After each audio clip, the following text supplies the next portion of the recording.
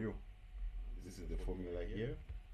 The net profit over the total assets. Okay, so these assets include non-current assets and the current assets. How much profit are they generating you? Okay, so a higher return means your assets are working well, they're generating you profits.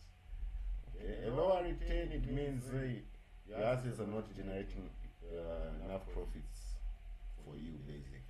Okay. Yes. So this can be also thought of as an efficiency ratio and also a profitability ratio. Okay, because if your return on assets is high, it means your assets are being efficient, they're generating you more profit. Okay. And since we're talking about profit here, that's why we also regard it as a profitability ratio also. So, as we can see here, we always have to understand the mathematical relationship of these ratios. Okay, if we look here, net assets, here, we've got one variable, net return on assets. So, the return on assets is inversely proportional to the total assets. Okay, if net profit doesn't change or changes just by a bit, where the change is minimum, if you increase your total assets, okay, you are buying more assets, whether they are current or non-current assets, all right, your return on assets can drop. Okay, basically, which can be simplified as you've got too much assets that they're no longer being efficient for you. They're just now sitting in the warehouse or in the stock, or maybe you've got a lot of machinery which is not even being used. Okay, yes. And if the total assets drop, okay, and we regard the change of net profit as negligible, not that much, what's going to happen is your return on assets can grow, increase. Okay,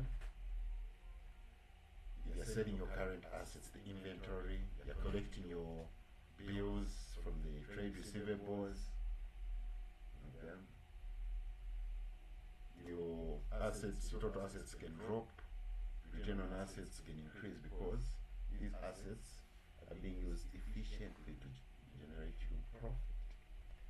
Okay, but it's not all the time when assets drop that is a good thing. Sometimes there are a lot of things that can cause assets, the value of assets to drop. Okay, so if your company does a revaluation on some of the non-current assets, okay, and find the values of these assets drop, okay, the effect here you're going to see your return on assets has also increased. Okay, which is not really signifying that you've been profitable that year or that your assets are efficient. So with these ratios, you always have to see the bigger picture. Okay, you cannot just get the value and just say, oh, this is good. No, there can be underlying factors. Okay, if we look at the relationship between our net profit and return on assets, and if we say, okay, our total assets doesn't change, it just changes by a minimal amount, which is negligible. Okay, then your return on assets and your net profit will have the positive relationship. Meaning, if your net profit increases, your return on assets is also going to increase. Okay, if your total assets are fixed or they stay, the change is not that negligible. Okay, yes. And if your net profit drops, also your return on assets will also drop. Okay, yes. So, how we interpret this ratio? Let's say if you've got a return on assets of 30%,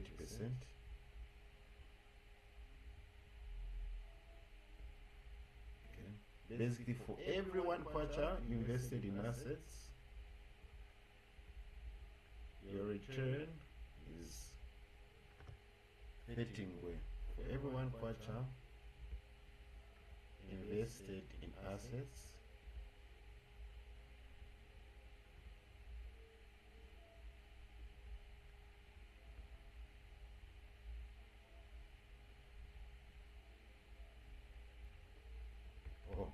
the net profit is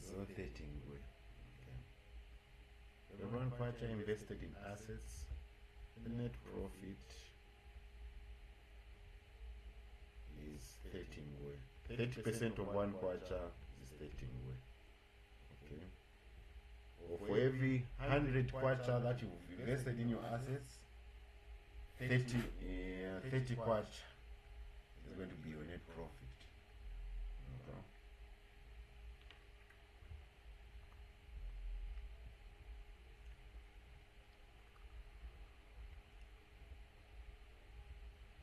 So remember, it's not always net profit that you can use. You can also use operating profit.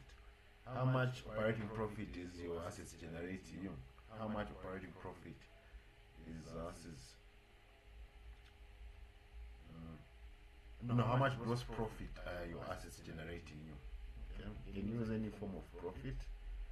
Just that most of the times you see it's the net profit over total assets.